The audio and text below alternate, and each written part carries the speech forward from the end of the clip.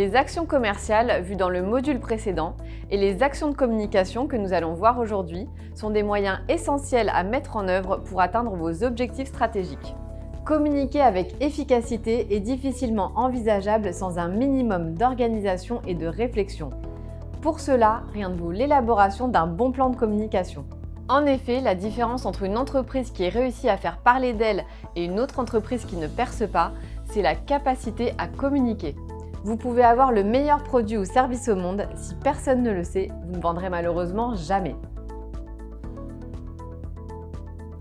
Un plan de communication est un document de réflexion stratégique pour guider et optimiser vos investissements en communication en fonction des objectifs que vous souhaitez atteindre. Il comprend un plan d'action détaillé, mensuel et annuel sur les actions à entreprendre en communication pour réaliser vos objectifs et vos ambitions. Il agit comme un guide sur les bons choix à faire afin de ne pas vous laisser tenter par des actions qui ne donnent pas de résultats. En effet, quand on crée son entreprise, on a 1000 choses à faire. On a tendance à s'éparpiller et à réaliser des actions dans l'urgence ou par opportunisme. Avoir un plan de communication bien construit et réfléchi en amont vous permettra justement de ne pas vous éparpiller, de communiquer de façon efficace et surtout de vous mettre dans la peau de votre futur client. Le plan de communication vous permet de répondre aux questions suivantes. Quels objectifs je souhaite atteindre? Quelle est ma cible? Par quelles étapes a-t-elle besoin de passer pour que je l'amène vers mon objectif? Quel est le message que je dois lui véhiculer à chaque étape? Comment et où aller toucher cette cible? À quelle fréquence et avec quel budget? Pour faire un plan de communication, on passe par différentes étapes. On va d'abord fixer des objectifs. Ensuite, on détermine un positionnement. La troisième étape du plan de communication, c'est de déterminer sa ou ses cibles de communication. On planifie ensuite les messages que l'on veut faire passer à ces cibles. Dans la cinquième étape, on va déterminer quels canaux de communication on va utiliser pour toucher ces cibles. Vous êtes complètement perdu lorsqu'on vous parle de communication off ou online, de SEO, de SIA, de display? Pas de panique, je vais vous en parler juste après. On va ensuite planifier toutes ces actions de communication. On va mettre un budget prévisionnel en face de ces actions. Et enfin, on va prévoir de mesurer l'efficacité de ce plan pour le réajuster si nécessaire. Quand on communique, on peut utiliser une multitude de canaux de communication. Ils peuvent être soit offline, soit online. Commençons par les canaux offline. Cela regroupe les canaux de communication physiques.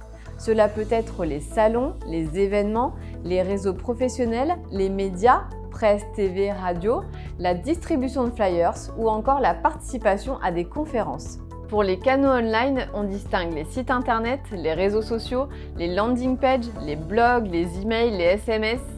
Pour ce qui est des leviers qui permettent de générer du trafic sur votre site, il existe certains termes qu'on va démystifier. Tout d'abord, le SEO. Le site internet fait partie de vos canaux de communication. Pour que les clients trouvent votre site internet, vous pouvez utiliser ce qu'on appelle le SEO, c'est-à-dire le référencement naturel. Cela consiste à construire votre site et à le fournir en contenu afin qu'il soit bien référencé sur les moteurs de recherche. Les liens externes qui pointent vers votre site sont également une bonne façon de le faire monter dans les résultats de Google. Le SIA, ce sont les actions publicitaires permettant d'obtenir une visibilité de votre site internet sur les moteurs de recherche contre rémunération. Cela fonctionne par enchère. On détermine le prix maximum que l'on est prêt à payer pour apparaître dans les annonces payantes. Suivant la concurrence sur les mots-clés choisis, Google va alors avantager celui qui aura mis la plus forte enchère et le rendra plus visible. Le display, c'est de l'achat d'espace publicitaire en fonction de vos cibles et de leur centre d'intérêt. Cela permet à vos prospects de voir vos publicités sur les sites qu'ils fréquentent.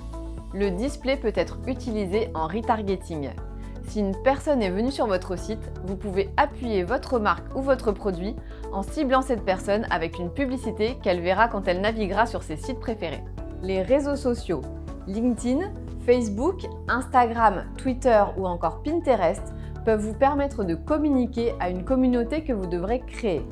Attention, les algorithmes de certains réseaux sociaux comme Facebook par exemple ne mettent pas en avant vos publications si vous ne payez pas.